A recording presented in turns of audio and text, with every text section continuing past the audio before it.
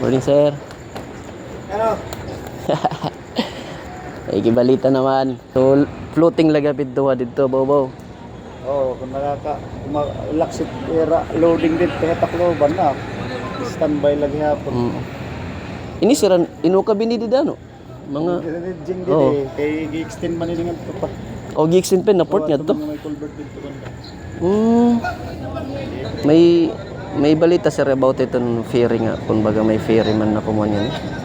Roro? Oo, roro. Mga pampasayro. Oo, maray pa sa. Oray pa balita. Priority man gud nga mga kuan, maray pan kuan. Ini nga mga tracking span kuan, maray pan roro. Oo. Siguro bangin makuan na nga di magkada. Kung ano na stable na din yung mapay na tiyak kuan. It ferry ano kay larom tiya ko ano. Masayad. Mas sila roman drop kontra mga sa rin flat bottom la kasi inera. Oo, adto kay medyo pa ko ano. So, kan man B-type na to kuan. Sumasayad yun. Good morning mga sir. Ngayong araw na ito ay makakausap po natin yung taga Coast Guard at makikibalita tayo sa update dito po sa port ng Amandayhan. Morning. Sige.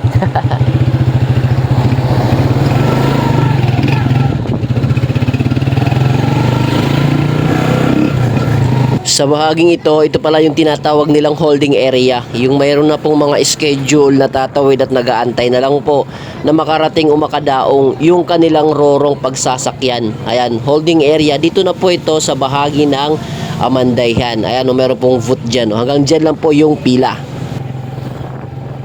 Yung huling balik natin dito ay malapit na po matapos yung port na Amandayhan, no? At ginagawa na lang po yung gilid na side at konting flooring na lang. At ngayon nakikita natin na tapos na po, mula dito sa malayo nakikita natin na tapos na po yung part po ng area na kung saan nung pumunta tayo dito lastly ay kino-construct pa. So ngayon napakaganda na, no?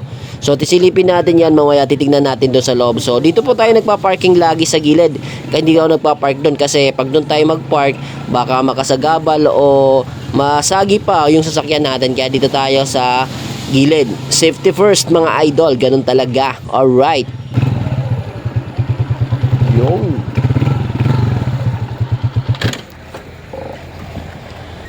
so hi mga idol, good morning.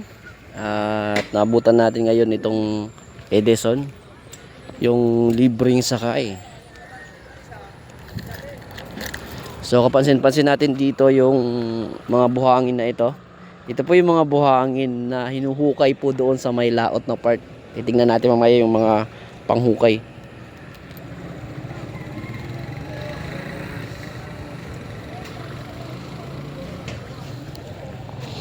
Pasok tayo sa port. Morning, sir. Ano? Ay, kibalita naman. Malagi hapon, aray man. Walagi hap. Sa lagi hap, pinakadaang, sir. Oo, malagi. Malagi hapon. Kuan ato ay gin naman pinailarong para magduhan ang makadaw. Magduhan ang makadaw ano. Edison. So floating lagapit duwa dito, bobo. Oo, kung laksit era loading din kaya takloban na. Standby lagi hapon. Ini siran inuka binidi dano. Mga Jing Oo. din kay gi-extend man ningan to pa. gigsin pen na port nga to. May culvert dito banda. I-extend pa para So, feeling, no? kaya mabaw kasi dapat ada din tan. Di din hapa alarm na part. Sumahaluwag na din na port ano. Luwag kaya natanggalon ko na ni. Ini. Bagay kay mag-extension di mo ka kulang man ini ano.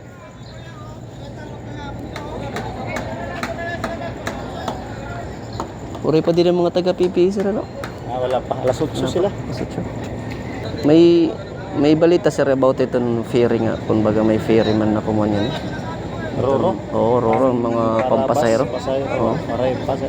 Oray pa balita. Priority man gud nga mga kuan, maray pan kuan. Ini nga mga tracking span kuan, maray pan roro. Oo. Siguro bangin makuan na nga di magkada. Kung ano na stable na din yung mapay na tiyak kuan. It ferry ano kay larom tiya ko ano. Masayad. Mas sila roman drop kontra mga sa rin flat bottom la kasi inera. Oo, adto kay medyo pa ko ano. So, kan man B-type na to kuan. Sumasayad yun. Kung may dadi, di ba, ang may posibilidad ano kay Laro, madidibanda. Oh, alarm din.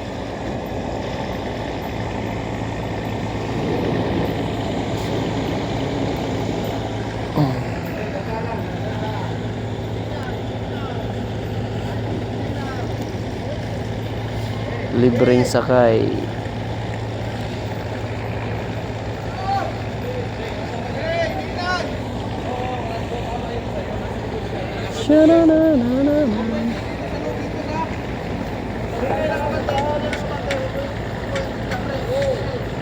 Kaya. Kaya. Lowered. Sige, sige na. Ohoy. Sige, guti ayla.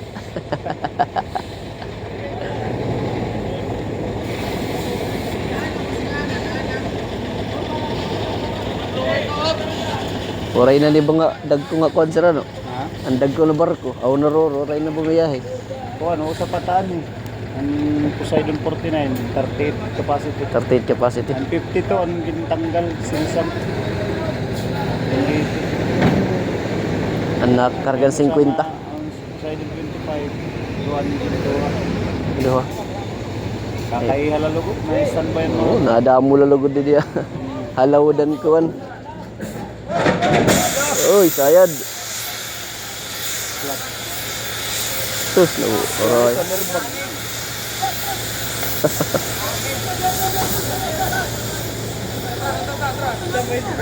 Airbag ano, airbag?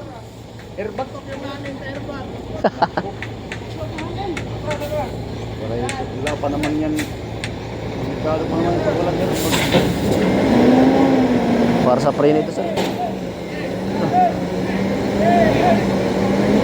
Ito na pa naman sa preno ni Ora. Oh, at hangin. Kuni, wala nang preno yan. Wala nang brake. Walang hangin yun na. Naputulan. So yung mga idol, habang bumababa po ay nabutas po yung kanyang gulong at sumayag po yung airbag. Nabutas. So ang problema nito, walang brake kasi wala pong hangin. Paano kaya ito maalis dito? So ito yung mga hindi inaasahang abala na nakapagpatagal sa biyahe po ng mga motorista natin, ng mga tumatawid sa Leyte to Samar to Leyte.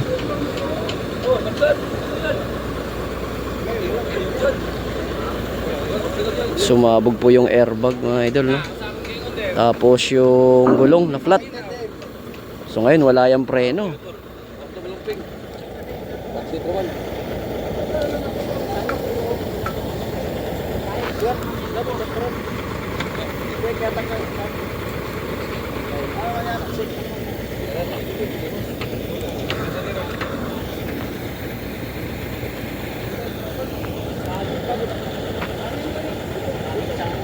Dire-diretso sa ubos.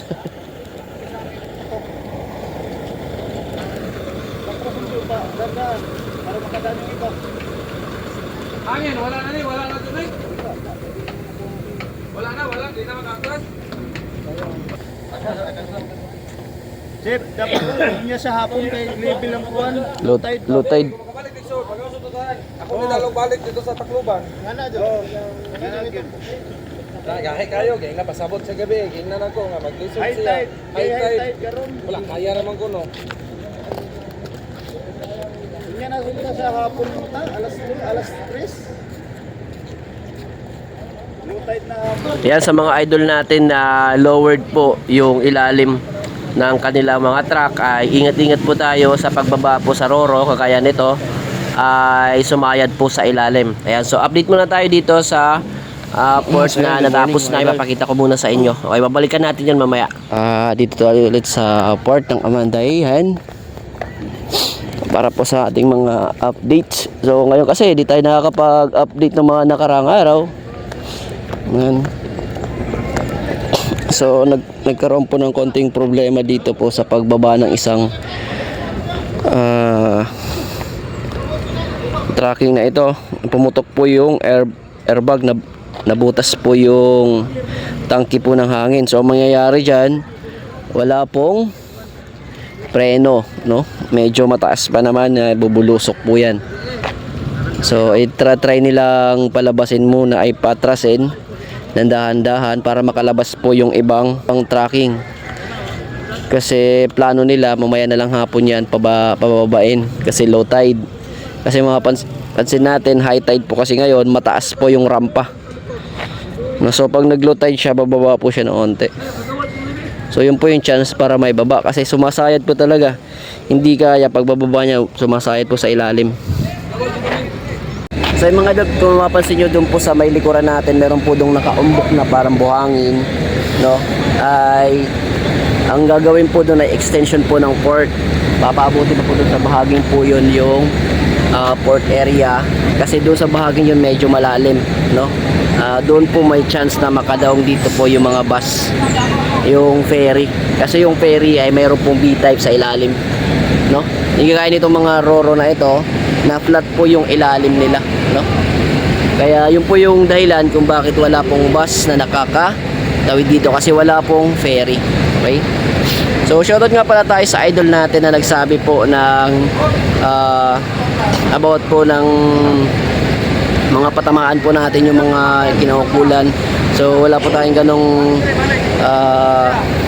issue o wala po tayo ganon, hindi po tayo si Tulpo. Ang sa atin dito ay mag-update ng currently sitwasyon kung ano nangyayari. Hindi po manira ng tao, hindi po patamaan kung sino man ng nasa gobyerno kasi pag ginawa natin yon ay hindi na po tayo makakapasok dito sa port area at hindi tayo makakapag-update kung ano yung nangyayari dito. Kagaya yan, may bagong update na pagawa pala dito ng port para po sa malalim na bahaging yon. Hindi natin malalaman yan kung gano'n kasi na tayo papasukin, di ba? So that's the point, mga idol, no? At saka hindi po gano'n yung sistema. Sabi niya kasi, gawin ko yun para dumami yung followers natin. Hindi po ako naghabol ng followers dito, nag-update lang po tayo, no? Sa mga gusto mag-follow, i-follow. Kung ayaw naman, gano'n talaga. Alright? Okay tayo? Okay tayo, idol, ha?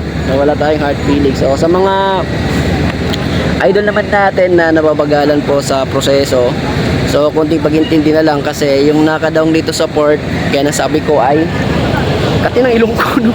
Kati ay isa pa lang po yung nakakadaw talaga hanggang sa ngayon. Hindi pa po sila tapos maghukay. So kung makadaong na po dito yung dalawang roro ay so mas mapapadali yung buhay, no? Mas mapaparami po yung makakatawid kasi may magsasalubong na lang po yung mga dalawa sa Tacloban, dalawa dito kasi apat po silang roro ngayon na bumibiyahe. So kaya pala tinanggal po yung ibang roro na marami po yung karga kasi natatraffic lang sa laot, na mabagal po yung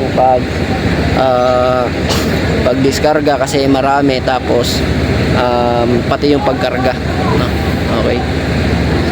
So ito nga, no, itong libreng sakay, pagkarating ko dito mga alas 7 pa lang to, pero nasa mga 2 oras na yata, magdadalawang oras na to dito, no, mula nung nagkarga at yung nagdidiskarga hindi pa nakakaalis. So ganun po yung nangyayari sitwasyon dito. Kaya kung pupunta kayo, magdala na kayo ng pasensya. Kati ng ilong ko, no? So guys, sabi ko nga pala, libangin nyo na lang po yung sarili nyo, magdala kayo ng pamimit kung nandun na tayo sa laot, no? So real talk, wala tayong magagawa, yun po yung sitwasyon. Sa dami ba naman ng mga truck sa buong Pilipinas, mahirapan talaga i-accommodate yung 4 na roro. Okay? So sagutin ko rin po pala yung issue about po dun sa nagsasabi na yung Amandayhan Port ay maliit yung kalsada. So maliit naman po talaga yung kalsada ng Amandayhan Port kasi yung kalsada na ito hindi naman po ito national highway, no? Itong kalsada na ito ay ginawa as a barangay road, no? At itong Amandayhan Port, ito po ay alternatibong, no, pansamantalang pagtawid, no? Hindi po ito national na talagang gagawing national port na dito tatawid, no? Ginawa lang po itong alternatibong ruta pansamantalang pagtawid dahil nga po sa nangyari sa ating San Juanico Bridge, no? Ayan, so wala po tayong update doon po sa San Juanico Bridge kasi kahit ako na-stress, no? Kasi hanggang sa ngayon wala pa ako nakikita gumagawa, kaya hindi na lang po ako nagpupunta doon sa San Juanico. So dito na lang po tayo nakatutok sa mga idol natin na gustong malaman po yung update sa mga biyahe, sa mga truck, sa mga roro. kada araw. Okay, bye tayo doon.